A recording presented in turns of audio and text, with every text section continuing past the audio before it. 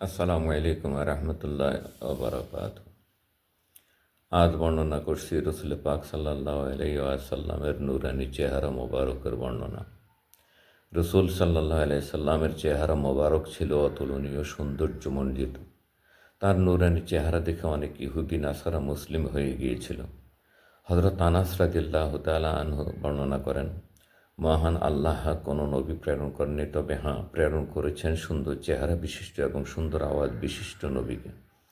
ইবনে আসাফির তারিখ মদিনাতে দামেস্ক ৪র্থ খণ্ড পৃষ্ঠা ৫-৬।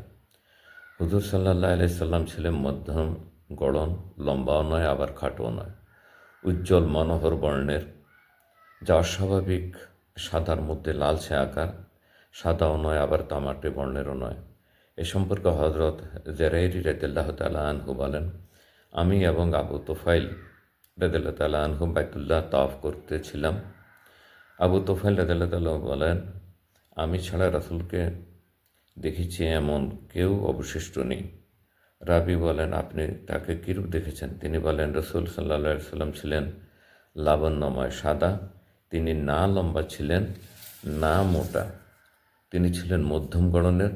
অন্যত্র আবু হুরায়রা রাদিয়াল্লাহু তাআলা আনহু বলেন, আমি হুজুর সাল্লাল্লাহু আলাইহি সাল্লামের চেয়ে সুন্দর অন্য কিছু দেখিনি, যেন তার চেহারা মোবারকে সূর্য জ্বলছে। আমি তার চেয়ে অধিক দ্রুতগামী অপর কাউকে দেখিনি। পৃথিবী যেন তার জন্য সংকুচিত।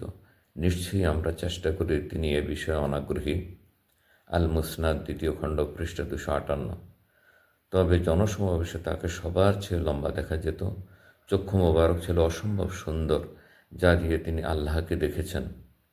হযরত জাবের ইবনে সামুরা রাদিয়াল্লাহু তাআলা আনহু বলেন, আপনি যখন তার দিকে দৃষ্টিপাত করবেন দেখবেন তার চোখ মোবারকে সুরমা লাগানো, কিন্তু তিনি সুরমা ব্যবহার করেননি কখনো। তার পায়ের গোড়ালি কোমল ও সুশ্রী এবং মুস্কি হাসি হাসতেন, অট্ট হাসি কখনো হাসতেন না। তার নাক মোবারক ছিল সুউচ্চ, লম্বা ও খুবই আকর্ষণীয়। তার ছিল প্রশস্ত কপাল, আকর্ষণীয় সুদীর্ঘ চোখের ভ্রু, যা যুক্ত ছিল রাগান্বিত হলেও উহের মধ্যখানে মুক্তান্নে উজ্জ্বল সুগন্ধময় ঘর্ম বের হতো। সুউচ্চ লম্বা চমৎকার জ্যোতির্ময় নাসিকা, নরম কুসুম কোমল গণ্ডদেশ মোবারক, বড় মুখ, উজ্জ্বল দাঁত মোবারক। তিনি ছিলেন মধুর কণ্ঠের অধিকারী। আবু জেহেল কান পাতিয়া কোরআন তেলাওয়াত শুনত। রাসূল পাক সাল্লাল্লাহু আলাইহি সাল্লাম যখন কোরআন তেলাওয়াত করতেন, দাড়ি মোবারক ছিল তার অত্যন্ত ঘন ও সুন্দর। চুল মোবারক খুবই সরু ও কালো ছিল, কোঁকড়ানো নয়, পুরোপুরি সোজাও নয়, বাঁকাও নয়। কানের লতি মোবারক পর্যন্ত ঝুলে থাকত চুল মোবারক। দাড়ি ও চুল মোবারকের তৈল ও চিরুনি ব্যবহার করতেন, কিন্তু কখনো কলফ ব্যবহার করেননি। চলার সময় ঝুঁকে চলতেন,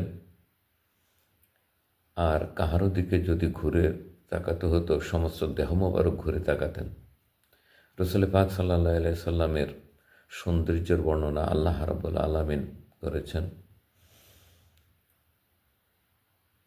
রাসূল পাক সাল্লাল্লাহু আলাইহি সাল্লামের মতো সৌন্দর্য পৃথিবীতে আল্লাহ কাউকে সৃষ্টি করেন নাই। এই কারণে তিনি তাকে হাবিবুল্লাহ আখ্যায়িত করেছেন।